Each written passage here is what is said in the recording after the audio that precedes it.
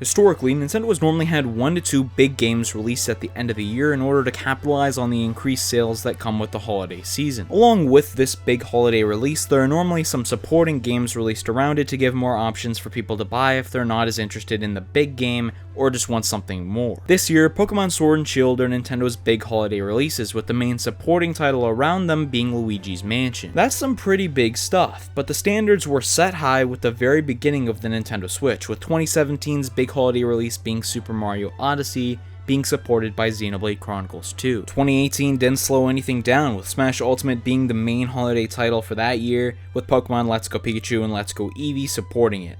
So we know 2017, 18, and 19 have had big holiday releases.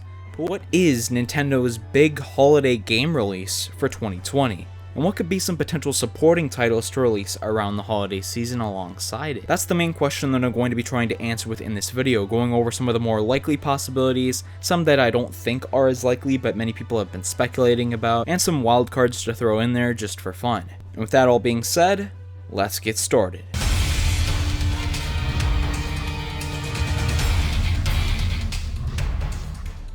First of all, I'd like to mention one of, if not the biggest title that's going to be releasing next year is Animal Crossing New Horizons, but it's releasing earlier on in the year.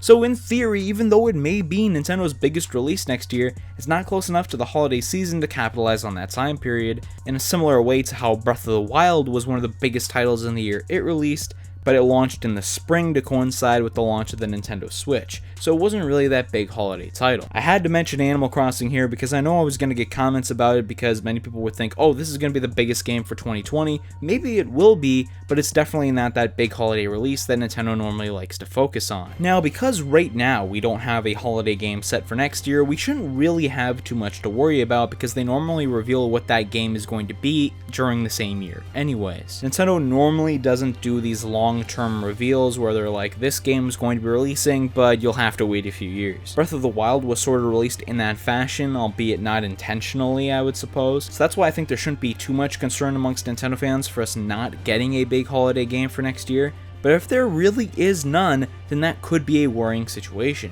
because the Wii U had that problem in 2015, with the big games releasing in that calendar year for the console, like Mario Maker and Splatoon, both releasing in September and May respectively. And Nintendo just had to rely on Xenoblade X, Mario Tennis Ultra Smash, and Animal Crossing Amiibo Festival to carry the heavy lifting later on in the year. Xenoblade X was great, but it doesn't have a big enough fan base to carry holiday sales, and it's better as a supporting piece, and while the other two games, I mean, do I really have to talk about them? And Nintendo's holiday release situation didn't really get much better in 2016. Yeah, a situation where there's no big holiday release leads to decreases in revenue, and this is certainly something that Nintendo wants to avoid. It's definitely not ideal for them, so they're gonna try to get something huge out there. So let's begin this discussion by going over 2 confirmed games that are going to be coming eventually and determining whether or not they have a chance to come in 2020. Metroid Prime 4 was one of Nintendo's biggest reveals back in E3 2017. This was a shock reveal, but it also came as something that was desperately needed at that point in time. In 2017, we were a year out from the release of Metroid Prime Federation Force, a release in 2016, which at that point in time had Metroid fans craving a new mainline Metroid Prime game. And when Nintendo dropped a spin-off, there was a ton of backlash surrounding that. So the year after, they revealed Metroid Prime 4 was in development and released Metroid Samus Returns in that same year, really appealing to the Metroid community. However, earlier on this year, it was announced that Metroid Prime 4 was delayed and restarting development. This may be good for the game itself, but it's definitely not ideal for Nintendo's release schedule in terms of big holiday games, because I'm sure they were expecting Metroid Prime 4 to be a big holiday release,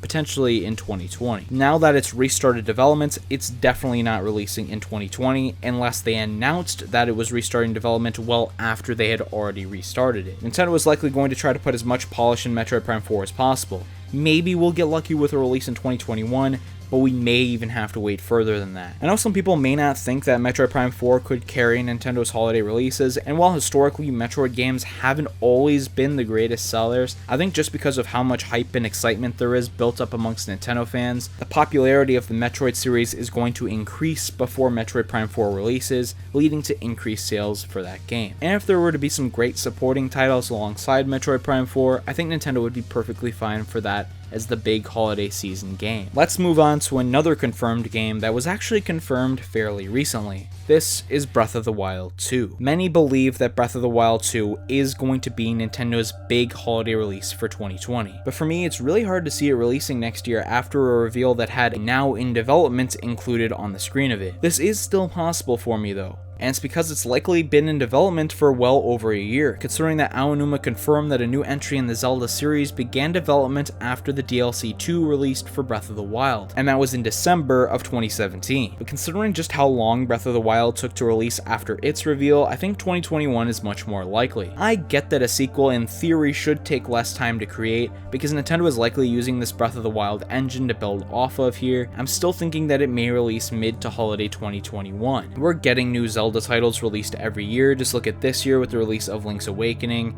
so I do think that Nintendo is probably going to have some smaller Zelda game for next year, but this Breath of the Wild sequel may be pushed back to later. So those are two possibilities. Breath of the Wild 2 I think does have some likelihood, but if neither of them are going to be this game that's going to be the big holiday seller for 2020, then we'll need some new ideas to go off of, some new major releases that would have to be revealed between now and holiday of next year. Let's start off with one that I've been speculating about for a while now, and this is a new 3D Mario game. I believe there are two main possibilities for what this 3D Mario game could be: either a Super Mario Odyssey sequel or a Super Mario Galaxy 3. And Odyssey 2 just straight up makes sense. Super Mario Odyssey was an incredibly well received and well selling game on the Nintendo Switch. There are many common enemies throughout the Mario series that are not present in Super Mario Odyssey and could potentially be saved for an Odyssey sequel. There is definitely more room to be explored in the Odyssey format. Nintendo hasn't released DLC for Super Mario Odyssey, and now it's at the time period where they're likely to never, and this could be because they're saving some of these potential DLC ideas for a sequel to Super Mario Odyssey. This would clearly be a massive seller, likely not outsell the original Super Mario Odyssey unless there's something truly extraordinary about it, but it would do very well nonetheless, with little need for a significant amount of supporting titles around it. The same thing goes, however, for Super Mario Galaxy 3. Super Mario Galaxy 1 and 2 were critically acclaimed games released on the Nintendo Wii for how ambitious they were in taking Mario into outer space and building a whole game around a planet system. The gameplay of the Galaxy games are just so much fun, and with a release on the Nintendo Switch, a Galaxy 3 could not only reintroduce the Galaxy series of Mario games to a new fan base,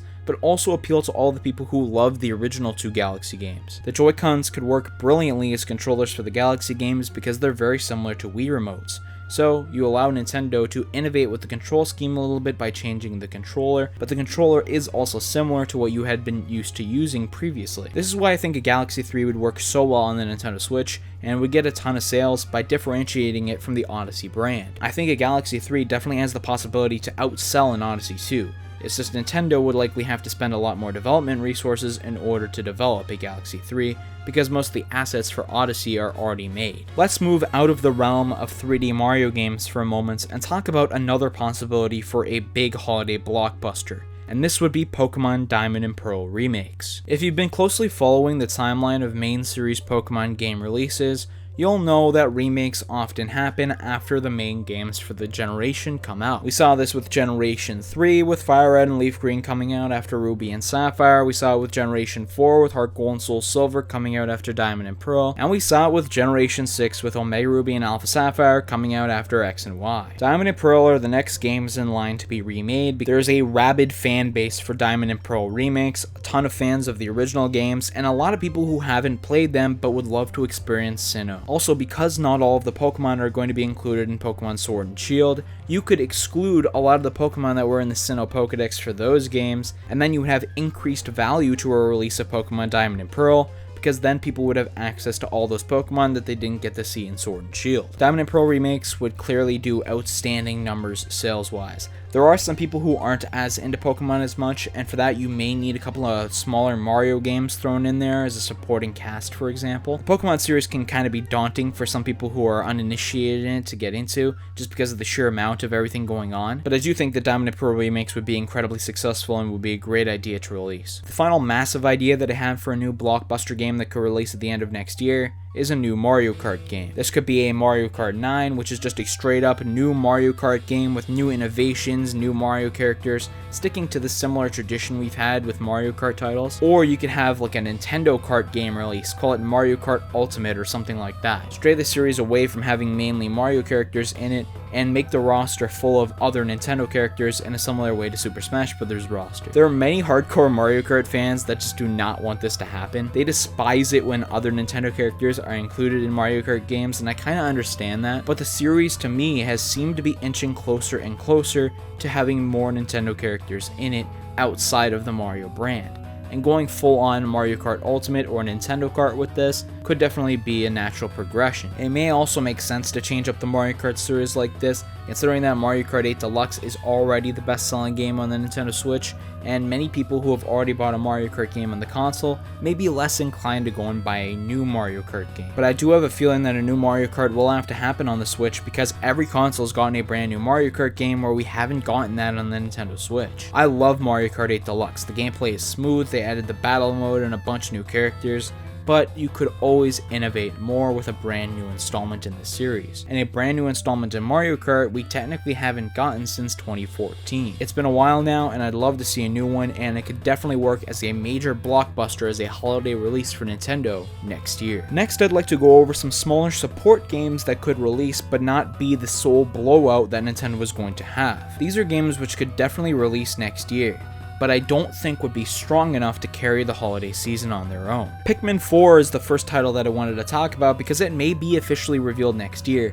but if it were to release in the holiday season, it would probably be better as a supporting title, as none of the games have cracked over 2 million units, and Nintendo would likely want a major blockbuster in place of it. The Pikmin gameplay is fun, and the sales may be slightly increased because the fanbase has just been so rabid and anxious about their new Pikmin game, but it just can't carry the holiday on its own. Kirby Star Allies released in 2018, and seeing how Nintendo pumps out new Kirby games relatively frequently, we could get a new Kirby game in holiday 2020. But it likely won't have the desired sales impact. A new Mario Party game, probably being called Super Mario Party 2, could release, and it could potentially improve on the original sales of Super Mario Party by adding many desired features, mainly being more boards and the ability to play online. But historically, the first Mario Party on a console has always been the best-selling Mario Party game on that console, and because of that, Nintendo may not want to entirely build the holiday season around it, such as last year where Super Mario Party released in September, and then you had two bigger releases follow it with Let's Go Pikachu and Let's Go Eevee, and Smash Ultimate both releasing in November and December respectively. There are many other Mario spin-offs that could also be possible, such as a Mario RPG or Mario sports games, but neither are guaranteed to be home runs sales-wise, as throughout most Mario spin-off series, sales have been relatively inconsistent. Other series that could get touched upon would be a new Xenoblade, a new Star Fox, a new Donkey Kong, Wario, Kid Icarus. They could all have new games released in their series, but which one of those would really be the singular blockbuster to build around? A new Fire Emblem could potentially release next year as a remake of an older title, because I just can't see a new main series Fire Emblem releasing next year, considering how huge Fire Emblem Three Houses was. But maybe a remake or a spin-off could potentially happen, but even that's not really big enough to carry the whole holiday season. There's one final idea that I want to talk about that I think could potentially be a major blockbuster, but this is probably not going to happen for one specific reason. Splatoon 3, I think, could definitely be a major blockbuster for the year. Splatoon 2 outsold the original, but it didn't innovate too much from the first game. This isn't that big of a problem for me because I believe the core gameplay of Splatoon is where it's best, and innovating the core gameplay too much may cause some problems and deteriorate it overall. But there are improvements that can be made, and some room to grow. This is where Splatoon 3 could come in. You would also think that Splatoon 3 may be more likely to release next year, considering that the final Splatfest for Splatoon 2 recently happened. Normally, the final Splatfest sort of signals the end of new content coming to the game, which signals a closure to its life cycle, and that would mean Splatoon 3 is naturally down the pipeline. But according to the series producer, Splatoon 3 is not in production. This could just be a lie in order to surprise Nintendo fans later on, but maybe Nintendo really does only want one Splatoon game per console. It is a shooter after all that they're trying to build an online community around, and they're going to want as many people playing one singular game as possible. So does that mean we're going to have to wait till the next Nintendo console for another Splatoon game? If Splatoon 3 really isn't in production, we're likely not going to be getting a new one on the Nintendo Switch because the development time will probably just be too long. You would probably be able to use a lot of the assets from Splatoon 2, but I'm not an expert in this department and I'm not really sure how long that would take. Regardless, I'm sure Nintendo has something big planned for the holiday release of next year. But I'd really encourage you in the comment section down below to let me know what you think this release is going to be. One game that I think is not going to be this holiday release is a new 2D Mario game. And if you want to find out more about why I think Mario Maker 2 is the final 2D Mario on Nintendo Switch, you can click the link on the screen right now to check out that previous video. Thank you so much for watching, and I'll see you next time.